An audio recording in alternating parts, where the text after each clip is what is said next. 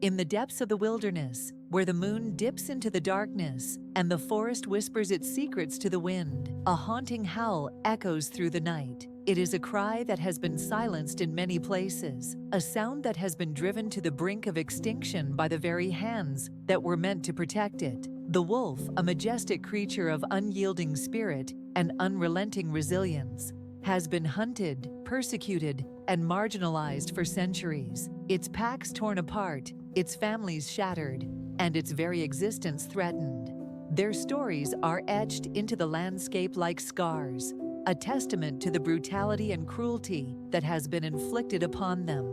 From the frozen tundras of the Arctic to the scorching deserts of the American West, wolves have been pursued, trapped, and killed, their bodies left to rot in the wilderness, their spirits crushed by the weight of human indifference. The memories of their ancestors, who once roamed free and wild, are now nothing more than a distant echo, a fading whisper of a time when the wild was truly wild, and the wolf was the undisputed monarch of the forest. And yet, despite the hardships, despite the cruelty, and despite the suffering, the wolf persists. It adapts, it evolves, and it survives, its spirit unbroken, its will unshaken. But at what cost? The wolf's existence is now a mere shadow of its former self, a faint outline of a creature that once was, a reminder of what we have lost and what we may never regain. Their howls, once a symphony of joy and freedom, are now a haunting lament,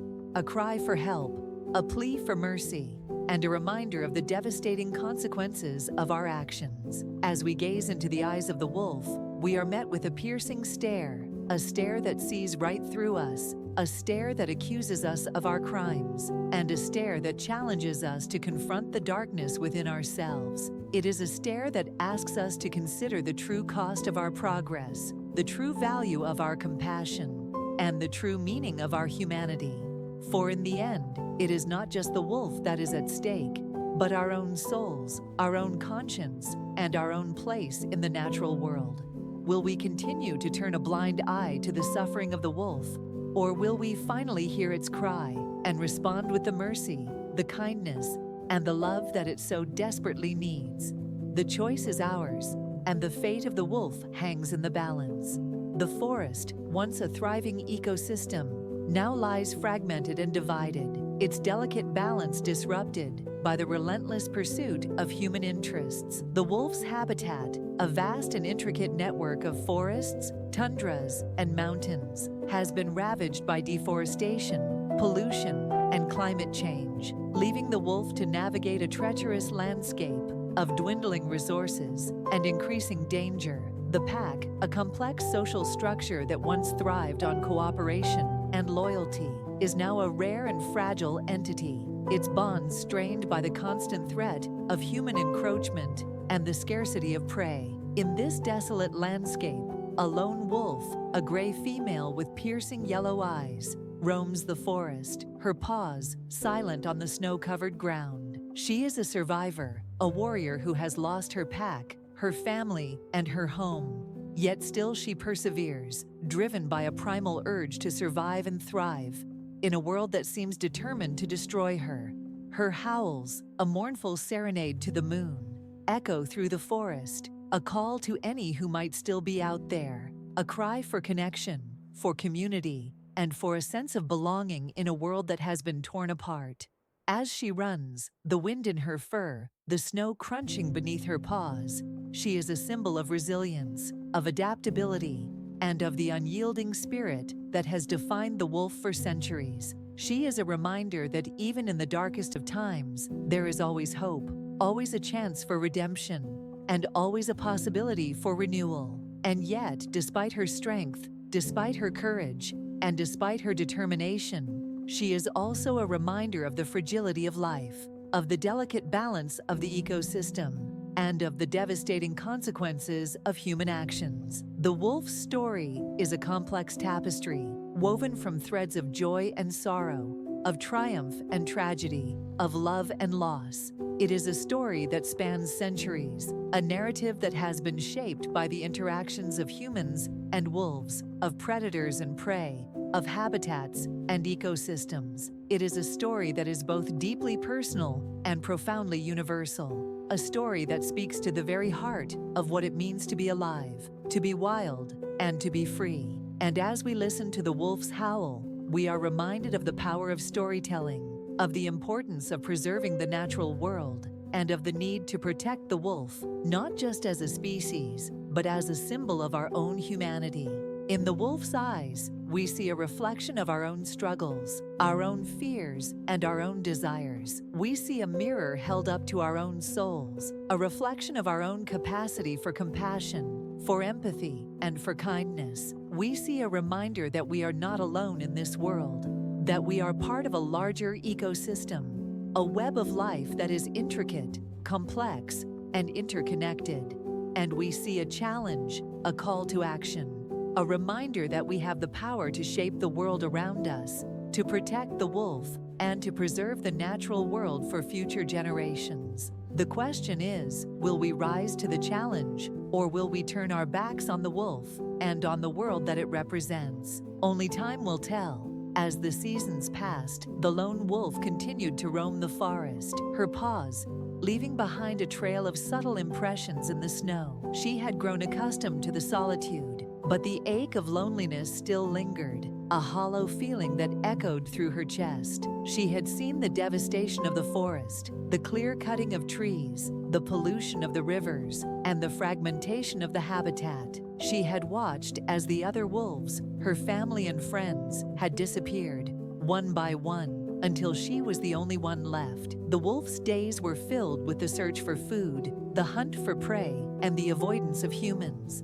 She had learned to be cautious, to stay hidden, and to avoid the dangers that lurked in the shadows. She had seen the worst of humanity, the cruelty, the indifference, and the destruction. But she had also seen the best, the kindness, the compassion, and the love. She had seen the humans who cared, who protected, and who preserved. And she had seen the impact of their actions, the difference they made, and the hope they brought. As she wandered through the forest, the wolf stumbled upon a small clearing, a haven of tranquility in the midst of chaos. The trees were tall and green, the flowers were blooming, and the birds were singing. The wolf felt a sense of peace wash over her, a sense of belonging, and a sense of home. She lay down in the center of the clearing, her fur fluffed up and her eyes closed. She let out a deep sigh and let the warmth of the sun seep into her bones. For a moment, the wolf forgot about the dangers, the struggles, and the hardships. She forgot about the loneliness, the fear, and the uncertainty. She forgot about the world outside the clearing, and she let herself be present in the moment. She felt the earth beneath her, the sun on her back, and the wind in her fur. She felt alive, she felt free, and she felt at peace. But the moment was short-lived, and the wolf was soon reminded of the reality of her world. She heard the sound of humans, the rumble of machines, and the destruction of the forest. She saw the trees falling, the animals fleeing, and the habitat disappearing. She felt the anger, the frustration, and the helplessness. She felt the weight of the world on her shoulders and the burden of her responsibility. The wolf knew that she could not save the forest, she could not stop the destruction, and she could not protect the animals. But she also knew that she could not give up, she could not lose hope, and she could not surrender. She knew that she had to keep fighting, keep struggling, and keep persevering. She knew that she had to be a symbol of resistance, a beacon of hope, and a reminder of the beauty and the wonder of the natural world. And so, the wolf continued to roam the forest, her paws leaving behind a trail of subtle impressions in the snow. She continued to howl, to cry out, and to sing.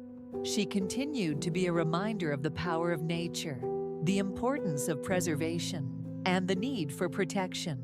She continued to be a symbol of the wild, the free, and the untamed.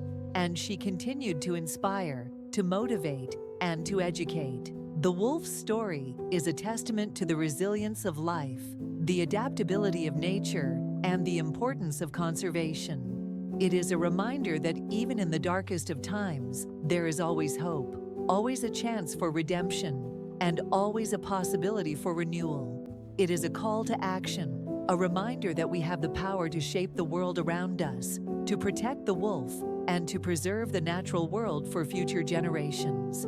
The wolf's legacy will live on, a reminder of the beauty, the wonder, and the importance of the natural world. Her story will be told and retold, a testament to the power of nature, the importance of preservation, and the need for protection. And her spirit will continue to roam the forest, a symbol of the wild, the free, and the untamed. The wolf may be gone, but her memory will live on, a reminder of the importance of conservation, the power of nature, and the need to protect the natural world. As the years passed, the forest began to heal, the trees began to regrow, and the animals began to return. The wolf's legacy had inspired a new generation of conservationists, a new wave of environmentalists, and a new era of protection. The forest was once again a thriving ecosystem, a complex web of life that was intricate, complex, and interconnected. And the wolf's story was a reminder of the power of nature, the importance of preservation, and the need for protection. The wolf's howl still echoed through the forest, a mournful serenade to the moon, a call to any who might still be out there, a cry for connection, for community, and for a sense of belonging in a world that had been torn apart. But it was no longer a cry of loneliness, a cry of fear, or a cry of desperation. It was a cry of hope, a cry of joy, and a cry of triumph.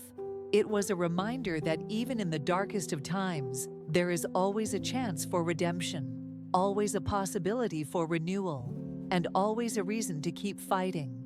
And so, the wolf's story came full circle, a tale of struggle, of perseverance, and of triumph.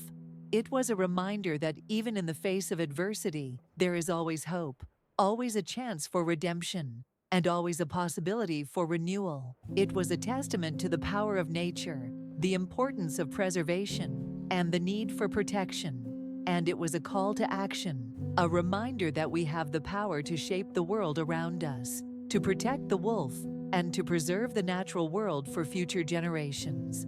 The wolf's story would live on, a reminder of the beauty, the wonder, and the importance of the natural world. And her legacy would continue to inspire, to motivate, and to educate, a reminder of the power of nature, the importance of preservation, and the need for protection.